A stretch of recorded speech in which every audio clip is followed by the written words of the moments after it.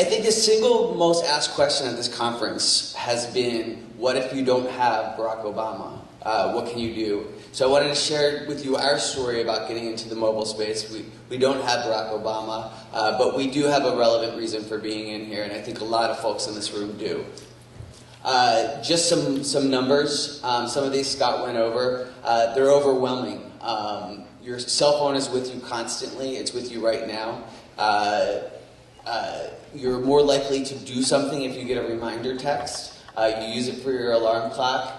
Text messages are starting to overcome the number of phone calls being made each month. And for me, one of the most relevant figures on this sheet is that you have one cell phone number, and generally it does stay with you now forever. A lot of folks on our file at HRC have 3, 4, 5 email addresses. It gets really complicated to match them and figure out who they all are, but somebody has one cell phone. It's the most direct way to communicate with them.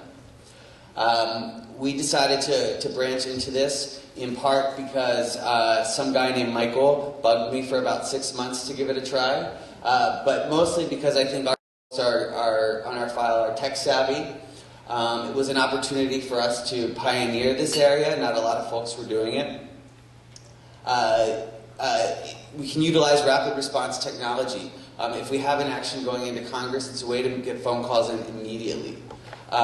We can go out to a critical mass of supporters on a moment's notice.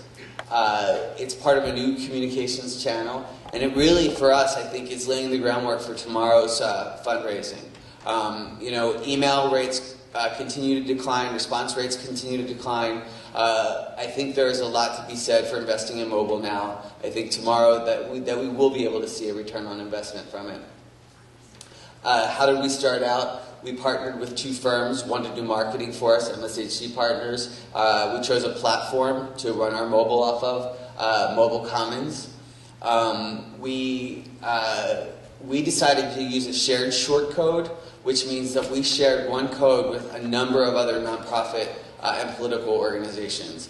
And the way you were able to distinctly tell it was HRC was we had our own keywords. We got gay, we got HRC, equal, LGBT, and we would use those codes to sort of figure out where our different folks were coming from.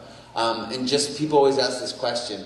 Our shared short code expense per month is 0. We don't pay for it. It's just part of our package.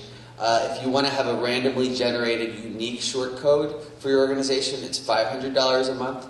If you want to have a vanity short code, like they did for the Obama campaign, it runs about $1,000 a month. So it's a pretty substantial price difference for those things.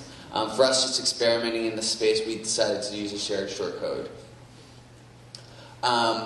We have a really robust marketing program at HRC. We have a magazine, we have a fantastic website, we have a radio show. We were able to cross-promote this mobile program in all of these venues, and we did. It became part of everything we did. Our initial rollout, we had about 5,000 people in September of 2007. So as you can see, by the way, it's been less than 2 years for us we've been in this space. And then we we're on the Get Active platform at Convio. We worked with folks there to seamlessly integrate our mobile technology with our Get Active sign-up pages. And so now every action that we do, every donation page we have, we ask for someone's mobile and we ask them to opt into our mobile marketing program. And they're doing it in droves, and you can see it really took off for us. Today our program is about 30,000 mobile subscribers. Some ways that we've used mobile, when the California Supreme Court ruling came down on marriage in California, we sent out a text message to our folks. We reminded people to watch Obama's acceptance speech in Denver. Joe Biden was announced that he was the keynote speaker at our dinner this year, our national dinner. So we let our folks know via text message that he would be joining us. We've done moments of silence for the anniversary of Matthew Shepard. We've sold tickets to regionalized events. Call in now to order your tickets. And we've used it for donor cultivation. We've offered discount codes. Screensaver. We've offered discount codes. We do an annual New Year's greeting. We do holiday greetings. It's just another way to remind folks that you're thinking about them. some actions that we've taken. We've driven calls into Congress. Our file was much smaller then, but we generally have around a 5% action rate. Just last week, we did an action campaign asking the committee to vote on Eric Holder. We sent in about 2,000 calls in 24 hours through our text messaging program. We did the UN, there was a human rights resolution we were part of, so we wanted to get the State Department to sign on to that. We sent in about 2,600 calls to that. And then we've done mobile-only petitions. John McCain, against John McCain, getting people to sign on to Barack Obama. Just very easy, 17% response rate for campaigns like this.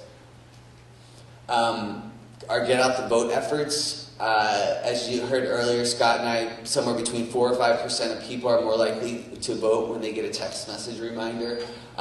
We partnered with Credo Mobile.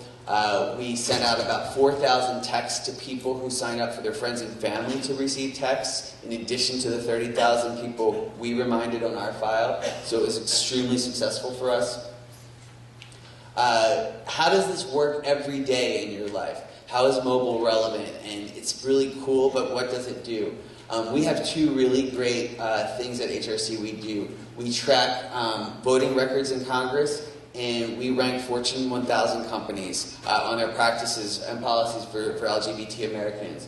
So we set up two databases to be able to allow people to access that information from their mobile phone. So this past October and November, you could query your member of Congress by texting the word vote and their name, and we would spit back their particular ranking in Congress to your phone, so you knew where they stood on our issues. Same thing for shopping. You're in the mall, you can text shop and the name of any store, Radio Shack or Target or Walmart, to our short code, and we'll toss back what our ranking of that company is and whether or not you should shop there. So for us, it's a really relevant program work. And it's really starting to take off, so we're excited about it. How does this matter in terms of return on investment? We're at a fundraising conference. We haven't done any direct fundraising using mobile, but what we wanted to do is just begin to plot what it looks like. How does being part of this program affect their fundraising? If you can look at these touch points, these are our gifts that we're getting per day online and through other sources of fundraising at HRC, and you can see where we sent our text messages in 2008. And you're beginning to develop a pattern. People on this program are more likely to give money to the organization. This isn't scientific, it's not conclusive. This is meant to begin to start thinking about how these other channels might influence people's giving. Same way here, just 2009 in the last month. We had one of our largest fundraising drives of the year. We raised about $600,000 online in the last 6 weeks. And you can look at when we sent 2 text messages, very 2 critical times in the campaign. And it looks like they probably had some influence on people giving to that campaign or participating.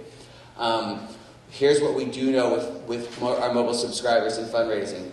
7,986 subscribers have donated to HRC at some point. 4,000 have donated since joining the Mobile Action Network. 1,300 gave their first gift to the organization after joining the Mobile Action Network. I think that's pretty astounding, actually. And people who opted in on their own using some of our keywords, like HRC or equal or LGBT, had a much stronger rate of giving, 17%. 50% of the people who have used the word equal as a keyword have given since they've joined the Mobile Action Network. I mean, things like this are pretty amazing, and this is small scale now for us, but I think you can begin to see that this is having influence on people and their giving patterns. Just a couple more quick points. Why is it successful so far for us? I think we built trust.